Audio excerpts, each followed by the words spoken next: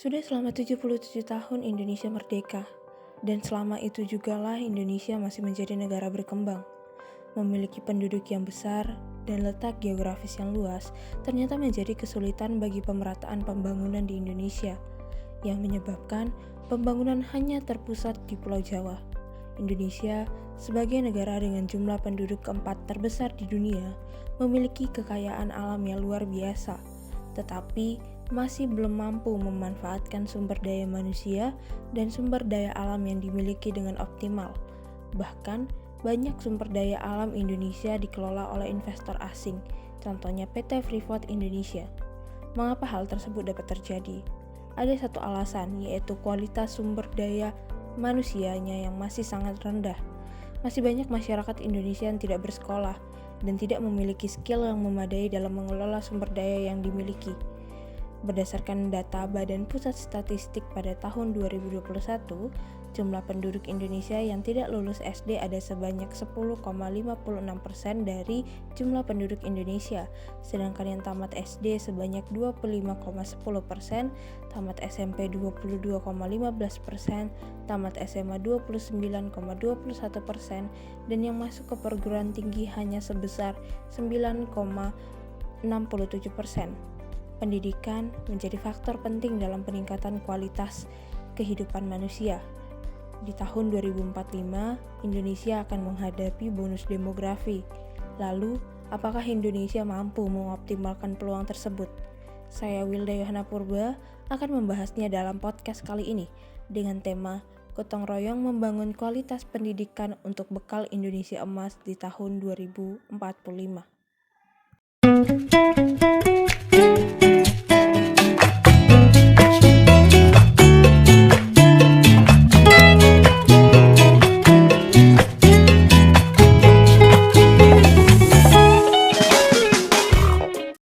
Seperti yang kita ketahui bahwa Indonesia merupakan negara dengan jumlah penduduk keempat terbesar di dunia, di mana jumlah penduduknya mencapai 274,90 juta jiwa, dengan jumlah penduduk 0 sampai 19 tahun mencapai 90 juta jiwa, jumlah penduduk 20 sampai 39 tahun mencapai 87 juta jiwa, jumlah penduduk 40 sampai 60 tahun mencapai 68 juta jiwa, dan jumlah penduduk di atas 60 tahun mencapai 26 juta jiwa.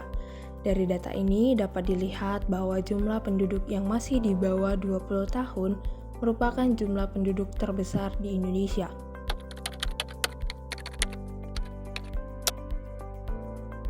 Indonesia Emas 2045. Kata ini sangat tidak asing di telinga kita, karena sudah sangat sering disebutkan dimanapun. Lalu, apa sih maksud Indonesia Emas 2045? Teman-teman sekalian, di tahun 2045 merupakan 100 tahun kemerdekaan Indonesia, yang mana pada tahun tersebut merupakan momentum bersejarah bagi bangsa Indonesia.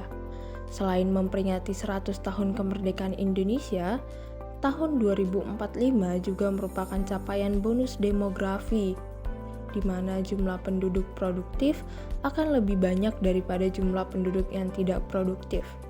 Jika dilihat dari data sebelumnya, bahwa jumlah penduduk Indonesia di bawah 19 tahun itu mencapai 90 juta jiwa, dan di tahun 2045, anak-anak inilah yang akan bekerja dan menggerakkan roda perekonomian Indonesia dan diharapkan mampu menjadikan Indonesia sebagai negara maju.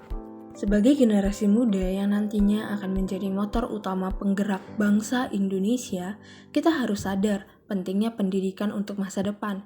Tidak hanya pendidikan formal, tetapi juga pendidikan karakter. Peningkatan skill juga sangat diperlukan dalam mengoptimalkan bonus demografi 2045. Indonesia sebagai negara dengan sumber daya alam yang sangat melimpah, ini merupakan kekuatan bangsa kita, tetapi masih kurangnya pengetahuan dan skill yang dimiliki, sehingga sumber daya alam itu masih belum bisa dikelola dengan optimal dan masih banyak dikelola oleh investor asing. Salah satu cara yang dapat dilakukan untuk mengoptimalkan bonus demografi 2045 adalah dengan meningkatkan kualitas sumber daya manusianya. Pendidikan menjadi kunci utama dalam peningkatan kualitas sumber daya manusia. Pemerintah Indonesia sendiri sudah membuat berbagai program untuk meningkatkan kualitas pendidikan, mulai dari mengubah sistem kurikulum yang lebih mengutamakan pendidikan karakter. Selain itu, pemerintah juga membuat program Kampus Merdeka, di mana program ini dibuat untuk meningkatkan kualitas pembelajaran mahasiswa dengan mengikuti pertukaran pelajar, mengajar anak-anak di pelosok, dan magang berbayar. Ini merupakan salah satu cara yang dilakukan pemerintah untuk meningkatkan kualitas pendidikan di Indonesia guna mempersiapkan manusia yang unggul dan berintegritas. Selain pemerintah, guru dan tenaga pendidik lainnya juga berperan penting dalam peningkatan kualitas sumber daya manusia. Guru dikenal sebagai pahlawan tanpa tanda jasa, sebagai seorang pahlawan yang membangun negeri kita. Tetapi mirisnya, masih sangat banyak guru honorer yang digaji tidak layak, yaitu 500.000 per bulan, setelah yang mereka lakukan oleh bangsa kita. Mereka mencerdaskan kehidupan bangsa kita. Oleh karena itu, ini harus menjadi perhatian khusus pemerintah dalam peningkatan kualitas pendidikan dengan cara mensejahterakan gurunya terlebih dahulu. Sebagai seorang tenaga pendidik yang membawa anak-anak Indonesia menjadi anak-anak yang berintegritas dan berprestasi, setiap guru juga harus memiliki kompetensi dalam mengajar, memberikan materi pelajaran yang menarik dan kritis, dan membantu murid-muridnya berkembang dan memiliki pola pikir yang kritis. Orang tua juga menjadi kunci utama dalam membangun kualitas SDM untuk bersiap menghadapi Indonesia Emas 2045. Peran orang tua dalam mengajarkan pendidikan karakter dan pendidikan formal di rumah, orang tua juga harus tahu apa kelebihan dan kekurangan anak. Jangan saat anak pintar main bola tetapi orang tua memberikan les matematika. Ini sangat bertolak belakang dan tidak membuat anak berkembang dengan baik. Berikan kebebasan tetapi tetap dalam pengawasan. Mahasiswa dan generasi muda juga harus ikut dalam gotong royong membangun pendidikan di Indonesia yang dapat dilakukan dengan mengabdi dan membagikan ilmu yang dimiliki kepada anak-anak yang kurang beruntung di pelosok. Selain itu, sebagai generasi muda yang nantinya juga akan ikut menghadapi Indonesia Emas 2045, kita perlu meningkatkan kualitas kita dengan mengikuti berbagai pelatihan dan peningkatan skill yang dimiliki.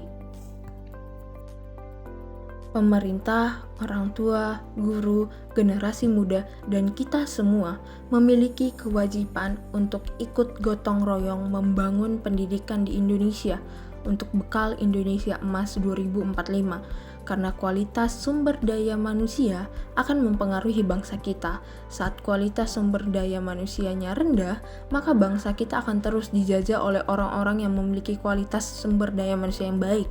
Indonesia memiliki penduduk yang sangat banyak dan memiliki sumber daya alam yang sangat melimpah. Jika semua ini dimanfaatkan dengan baik, maka tidak akan ada kemiskinan, kelaparan, pengangguran di Indonesia. Oleh sebab itu, pendidikan menjadi kunci utama membangun negara dan mempersiapkan Indonesia Emas 2045. Gimana setelah mendengar penjelasan tadi masih berpikir pendidikan tidak penting? Gotong royong membangun kualitas pendidikan itu menjadi tanggung jawab kita semua, karena nanti yang menikmati adalah kita, anak cucu kita, dan demi kemajuan bangsa kita. Indonesia menjadi negara yang beruntung karena mendapatkan bonus demografi, di mana banyak negara-negara saat ini yang tingkat kelahirannya sangat rendah. Indonesia sendiri tingkat kelahirannya stabil dan bagus. Karena itu bonus demografi menjadi sesuatu yang sangat berharga bagi Indonesia jika dimanfaatkan dengan baik. Teman-teman, untuk meningkatkan pengetahuan kita tentang pentingnya kualitas pendidikan dan bonus demografi di tahun 2030 sampai 2045, mari kita simak video berikut ini. Video dari CNN yang menjelaskan kualitas pendidikan di Indonesia yang masih sangat rendah dan perlu ditingkatkan. Apalah artinya bonus demografi jika tidak berkualitas? Hasil sensus penduduk pada 2020 menunjukkan lebih dari 70% penduduk Indonesia berusia produktif. Namun data Badan Pusat Statistik pada November 2021 mencatat tingkat pendidikan di Indonesia masih didominasi penduduk berpendidikan rendah. Ada beragam faktor yang menyebabkan anak-anak di Indonesia tak memiliki pendidikan yang baik, antara lain rendahnya kualitas pendidikan di tanah air.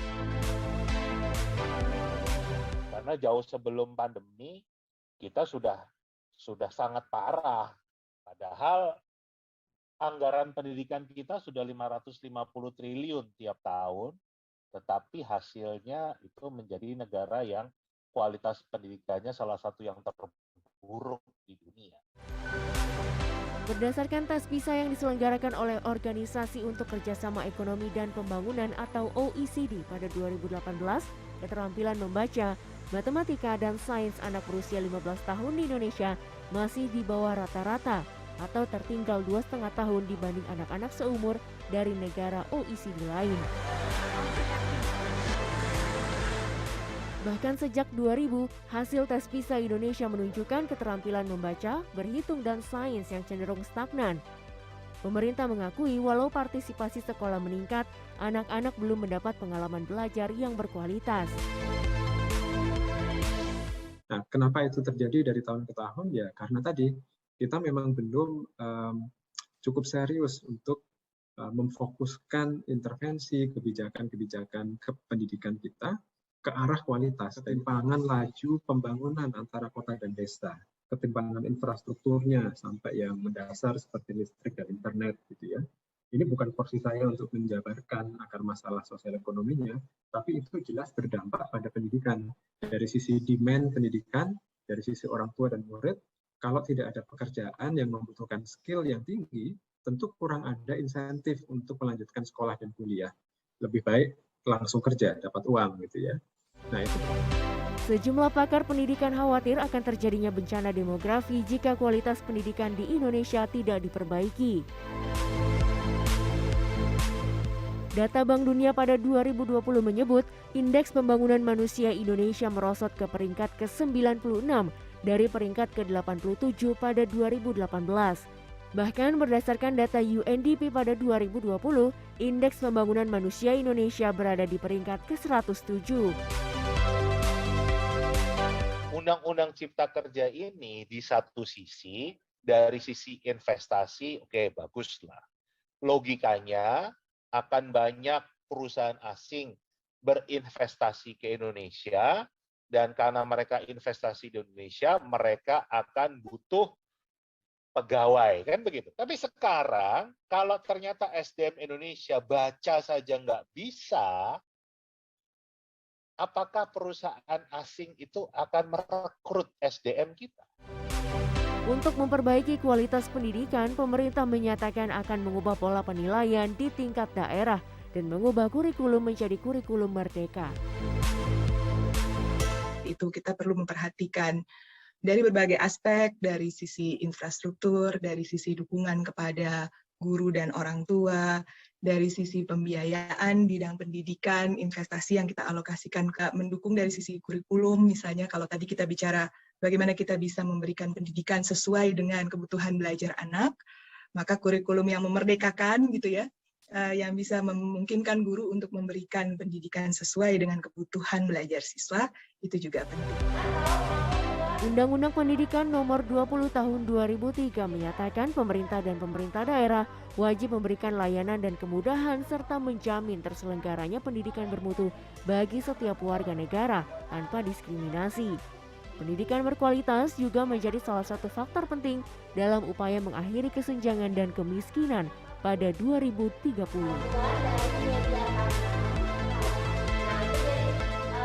Mumtazah Catra Diningrat, Jakarta.